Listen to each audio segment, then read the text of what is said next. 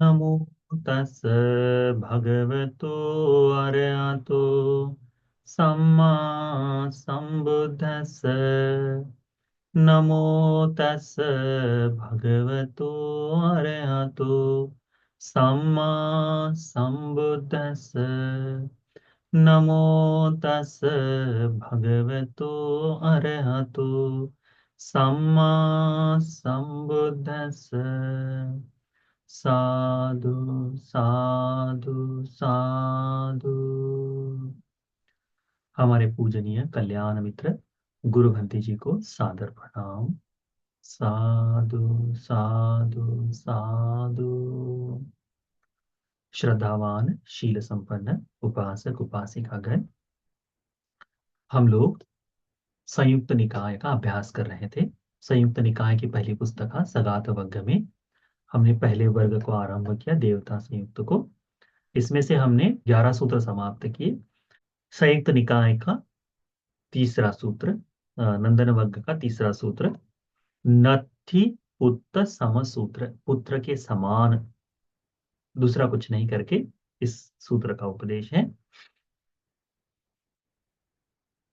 श्रावस्ति निदान, यह सूत्र भी भगवान बुद्ध जी ने श्रावस्ति में ही कहा है।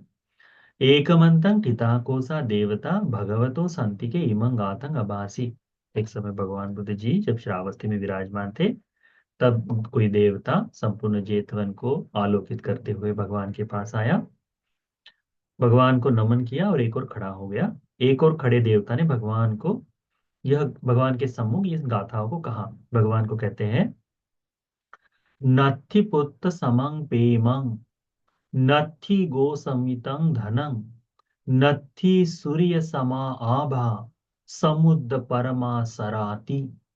इसका मतलब है, नत्थि पुत्र समं प्रेमं, पुत्र की तरह प्रेम इस लोक में नहीं है। क्या कहा जाता है कि पुत्र प्रेम की तरह इस लोक में,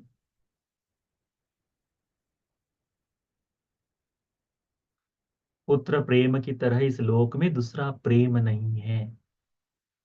हाँ? नत्थि गो समितं धन, गौधन की तरह दूसरा धन इस लोक में नहीं है। गायों का जो धन है, गौधन है, इस धन की तरह दूसरा धन, उससे तरह श्रेष्ठ समान दूसरा कोई धन नहीं है। नत्थि सूर्य समा आभा, सूर्य की तरह आभा दूसरी नहीं।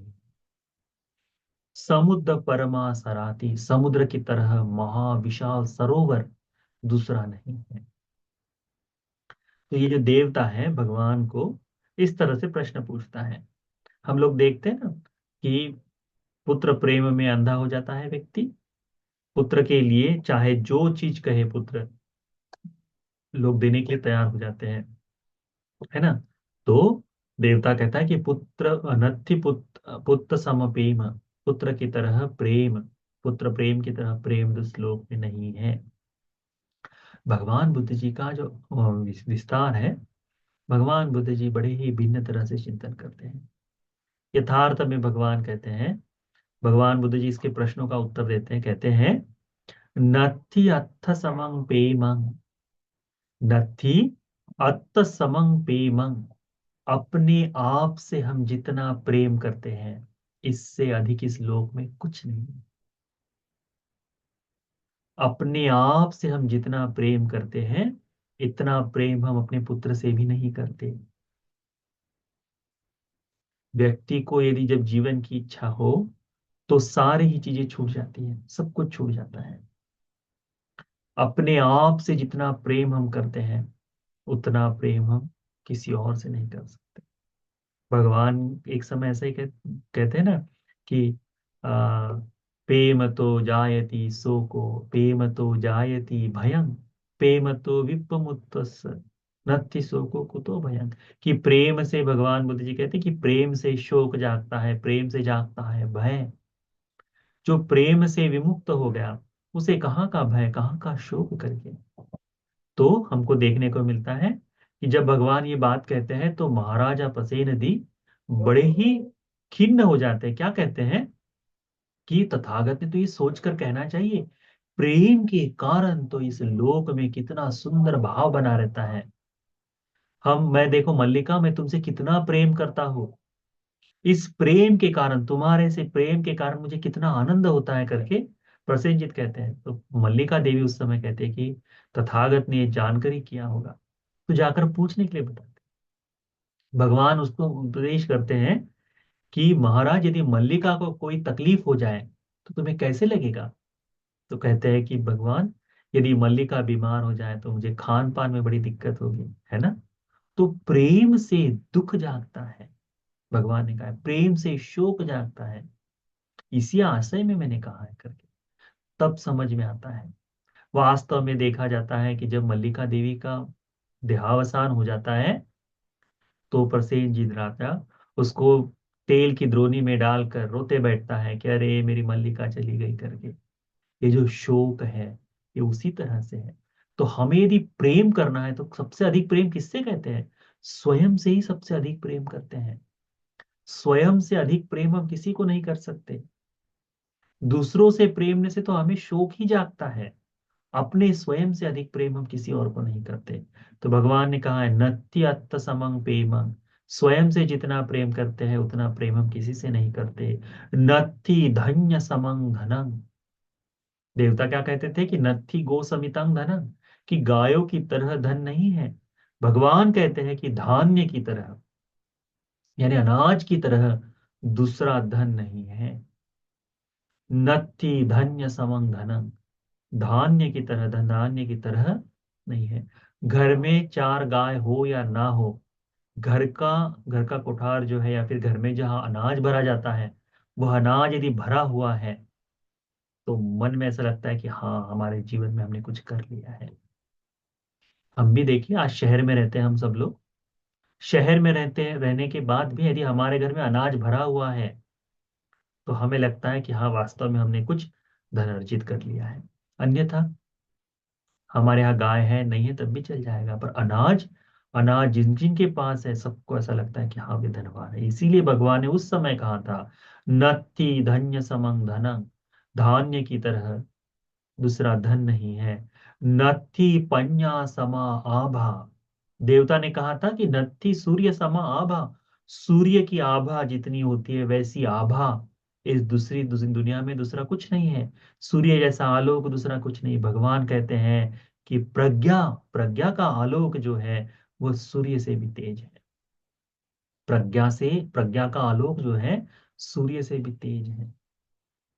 देखिए, आज वर्तमान में हम जितना भी यश को पाए हैं, सब इस प्रज्ञा आलोक से ही तो है। प्रज्ञा के कारण तथागत सम्यक संबुद्ध बनते हैं, है ना। प्रज्ञा के कारण लोग अरहंत हो जाते हैं, जीवन मुक्त हो जाते हैं। जैसी भी प्रज्ञा हो, भौतिक लोक की जो प्रज्ञा है, इस प्रज्ञा के कारण ही हम आज चांद पर चले गए, हम सूर्य की दिशा में अपने यह जो सैटेलाइट वगैरह भेज रहे हैं, ये सब उसी तरह से है। प्रज्ञा के कारण ही, बुद्धि के कारण ही यह इतना जो डेवलपमेंट हो रहा है संसारिक, तो देख रहे हैं भौगोलिक संपत्ति का, ये सब उसी तरह से हो रहा है।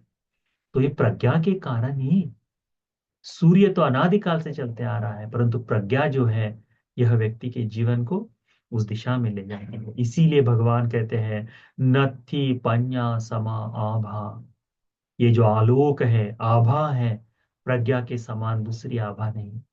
यानी प्रज्ञा की आभा सूर्य की आभा से भी अधिक है, सूर्य के प्रकाश से भी अधिक है। सूर्य केवल दिन में प्रकाशित करता है, परंतु हमें रात्रि में लाइट मिल गई है। लाइट की खोज प्रज्ञा से हुई है। तो दिन हो या रात, हमारे लिए भी आलोक की यह तकलीफ नहीं है ना। तो उसी तरह से नत्थि पन्या समा आभा, प्रज्ञा की तरह दूसरी आभा नहीं है, कहा है। वुत्थिते परमा सराति, देवता ने कहा था कि समुद्र परमा सराति, समुद्र की तरह दूसरा सागर नहीं है, तालाब नहीं है, सरोवर नहीं है समुद्र की तरह। भगवान कहते हैं कि बारिश की तरह, बरसात की तरह दूसरा समूह नहीं है। देखो, पूर्ण पूर्ण पूरे विश्व में एक सार बारिश होती है, संपूर्ण लोक में इतनी बारिश जो होती है, इस बारिश के कारण क्या होता है?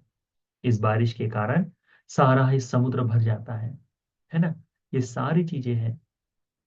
तो हमें समझना चाहिए कि वृष्टि की तरह, वुट्टी वे परमा सराहती, बारिश की तरह अधिक श्रेष्ठ समुद्र नहीं है, सरोवर नहीं है। तो उसको समझना चाहिए। तो भगवान के इन प्रश्नों के भगवान को जो उसने देवता ने कहा, भगवान ने उससे अधिक श्रेष्ठ ऐसे धर्मों का उपदेश दिया है। आप लोग देखिए वर्तमान में इसी तरह से ये जो देवताओं की बातें हैं, इन्हीं देवताओं की बातों को ही तो वास्तव में लोग कहते आ रहे थे लंबे समय से। पर जब भगवान बुद्ध जी इस तरह से विशेष अधिक श्रेष्ठ महत्व की बात बता देते हैं, तब बाकी सारी चीजें बातें गौण हो जाती हैं। तो जिस तरह से देवता ने कहा कि भगवान, पुत्र प्रेम की तरह प्रेम नहीं है, गाय धन की तरह, गौधन की तरह दूसरा धन नहीं है, सूर्य के समान आभा नहीं है, और समुद्र की तरह दूसरा सरोवर नहीं है। भगवान बुद्ध जी कहते हैं कि नहीं नहीं, ऐसा नहीं। स्वयं से जितना हम प्रेम करते हैं उससे अधिक प्रेम कहीं नहीं कर सकते। धान्य की तरह धन दूसरा कोई नहीं है। प्रज्ञा की आभा से अधिक श्रेष्ठ आभा नहीं है, और बारिश की तरह से अधिक श्रेष्ठ सरोवर नहीं है। तो इन चार प्रश्नों, इन चार बातों को भगवान बुद्ध जी उस समय देवता के सामने प्रकट करते हैं। देवता बड़ा ही आनंदित होता है कि भगवान ने हमारी बातों को और अधिक खुलकर और अधिक विस्तार से हमारे कही हुई बातों को बताया है, और बड़े ही आनंदित भाव से भगवान को नमन करता है और दिव्यलोक में वापस लौट जाता है। तो हमें इस सूत्र से सीखना चाहिए कि हम अपने आप से अधिक प्रेम करते हैं। घर में अनाज है तो श्रेष्ठ है, धनवान हम लोग हैं, ऐसा समझा सकते हैं। मूर्ख आदमी, वह इस लोक में कहीं स्थान नहीं पाता, परंतु प्रज्ञावान की आभा जो है, वह जाति, गुण, कुल आदि सबसे अधिक प्रकाशित हो जाती है ना। और बारिश की तरह सरोवर नहीं, बारिश की तरह समुद्र इकट्ठा होने वाला जल नहीं है करके। तो इस बात को हमें ध्यान में रखना चाहिए। तो ये जो सूत्र है, नत्थि पुत्त समसूत्र, यह सूत्र का उपदेश आप सभी को इस बुद्ध शासन में ऐसी प्रज्ञा को जगाने के लिए, जो आलोक, जो सूर्य के आभा से भी अधिक हो, ऐसी प्रज्ञा को जगाकर बुद्ध शासन में धर्म की प्राप्ति के लिए पुण्य उपकारी हो जाए। साधु साधु साधु। ठीक है।